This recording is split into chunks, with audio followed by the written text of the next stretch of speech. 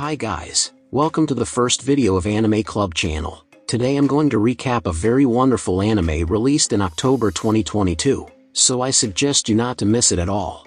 The main character is a boy named Tsuyoshi who lives with his twin sister named Tsubasa. Tsuyoshi dresses as a woman and attends an all-girls school, longing for a romantic date with a sexy older girl, but his best girlfriend also has big secrets hidden.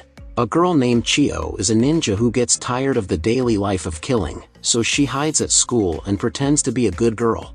Rikka, who appears to be the smallest, is the general of an alien legion that was forced to land on Earth, but after a war, her ship was accidentally damaged. Another thing about her is that she uses a high-tech device to manipulate other people's memories and turns herself into a cute little loli every day. The last girl, Seikine, is a psychic with the ability to read minds, and she has learned Rikka and Chiyo's hidden identities. But Seikine never understood why she couldn't read Tsuyoshi's mind. It's because she doesn't know that her superpower only works on same gender. One day, Tsuyoshi notices that Rikka always carries a doll with her and curiously asks about the origin of the doll. The doll is a tool for Rikka to constantly manipulate the memories of the people around her. Since Rikka doesn't want to reveal her identity, she lies and says that the doll is a gift from her grandfather on the anniversary of National Foundation Day. As far as Seikine knows, there is no tradition of giving gifts on National Foundation Day, and she fears that Rikka's identity will be revealed because of this lie. Fortunately, both Tsuyoshi and Chiyo are very kind and do not suspect Rikka. As Rikka manages to hide her identity, several ninjas suddenly attack Chiyo and she gets blood on her face.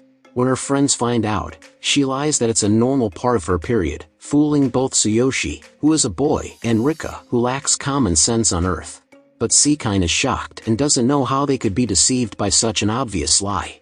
After returning to class, Seikine accidentally spills a cup of water and wets Rikka's doll. The doll breaks down and screams loudly that an enemy alien soldier has appeared. Rikka realizes what it's saying and angrily pulls out a gun. She motions to everyone and asks them to raise their hands.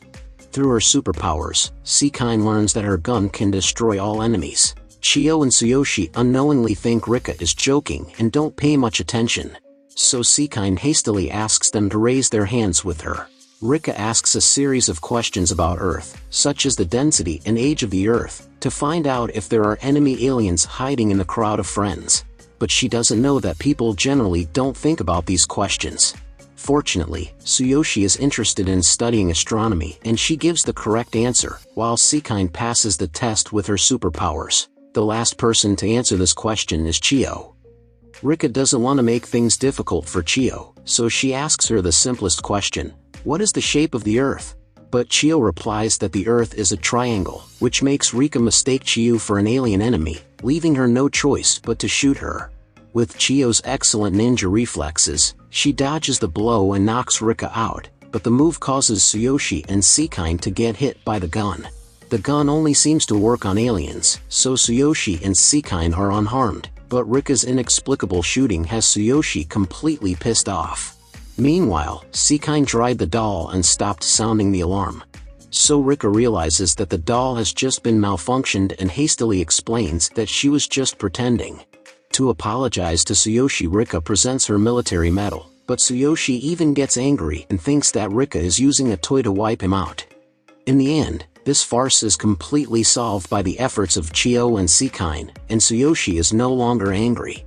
Some time passes and Tsuyoshi gets into big trouble. The school is about to hold a summer festival and has prepared a set of summer clothes for all the girls, as well as underwear to prevent the skirt from riding up. Tsuyoshi doesn't want to go out in women's underwear and asks his sister Tsubasa to return to her identity. But Tsubasa not only ignores Tsuyoshi's request, but also takes a picture of him in women's clothes. Finally, the next day, a depressed Tsuyoshi comes to school and finds that his friends are also sad by the underwear. Only Chiyo is satisfied with the underwear and thinks it is beautiful. She loves cute things and made a series of accessories for the festival to see her friends wearing them. Chiyo first ties a hairband for Rikka and wraps 2 bows on Rikka's head. But the 2 bows are Rikka's tentacles and are tied tightly with a hair tie, causing Rikka to shudder in discomfort. But she can only continue to smile and compliment Chiyo's handiwork to hide her identity. Rikka's praise makes Chiyo happy. She chooses a lace dress for Tsuyoshi and paints her with exquisite makeup. Tsuyoshi doesn't want to do it at all, but there's no reason to refuse, so he lets Chiyo change his look. At home, Tsubasa is excited by Tsuyoshi's new look and can't help but take a picture of him. Tsubasa seems to be very happy with this identity-swapping experience. When the weekend comes, the four of them are out shopping when they meet a diviner. Chiyo is very interested in this and draws her friends to divine her. The diviner sees Tsuyoshi's future in her crystal ball and that he will marry a girl. But the diviner takes a glance at Tsuyoshi's dress and mistakes him for a girl. Worried that revealing Tsuyoshi's orientation in public would be insulting, she has to politely rephrase that Tsuyoshi will marry someone he loves instead. When the diviner is divination on Chiyo, her crystal ball reveals that Chiyo is surrounded by the spirits of the dead, including many famous noblemen. The diviner thinks Chiyo is from a noble family and confesses that Chiyo was blessed by her ancestors. But what she doesn't know is that those ghosts are people killed by ninjas.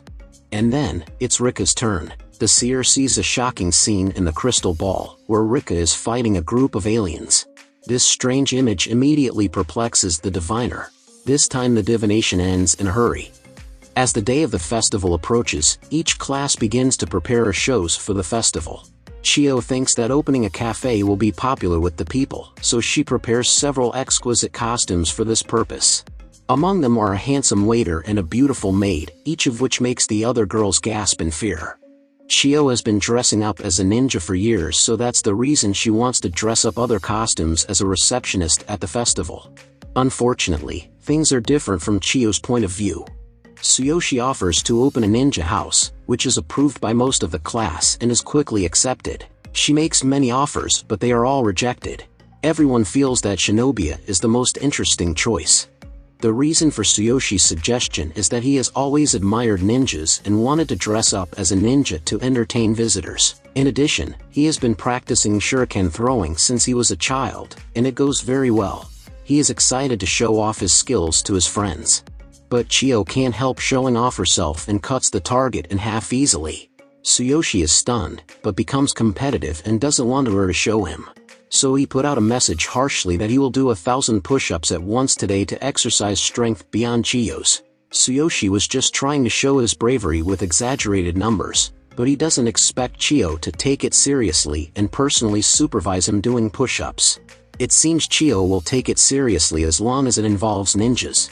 After Tsuyoshi pushes and vomits over 100 times, Chiyo not only refuses to let him go, but arranges for Seikine and Rikka to take turns sitting on his back to make it more challenging for him. In the end, Tsuyoshi is unable to attend the festival due to trying too hard, and Chiyo reluctantly takes his place as one of the receptionists at the ninja house. She performs a series of ninjutsu while greeting a foreign tourist.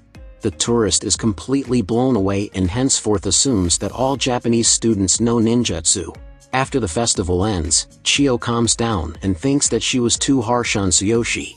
So she comes to Tsuyoshi's house to apologize and brings various shuriken as gifts. Tsuyoshi doesn't blame Chiyo, but is grateful that Chiyo sent him something he likes. At that moment, he notices what looks like bloodstains on the shuriken and is amazed at how realistic these things are made. It seems these shurikens are not just toys. So Chiyo just gives him an awkward smile and this video ends here. Thank you for watching until the end. Don't forget to like and subscribe to the channel so you don't miss new videos.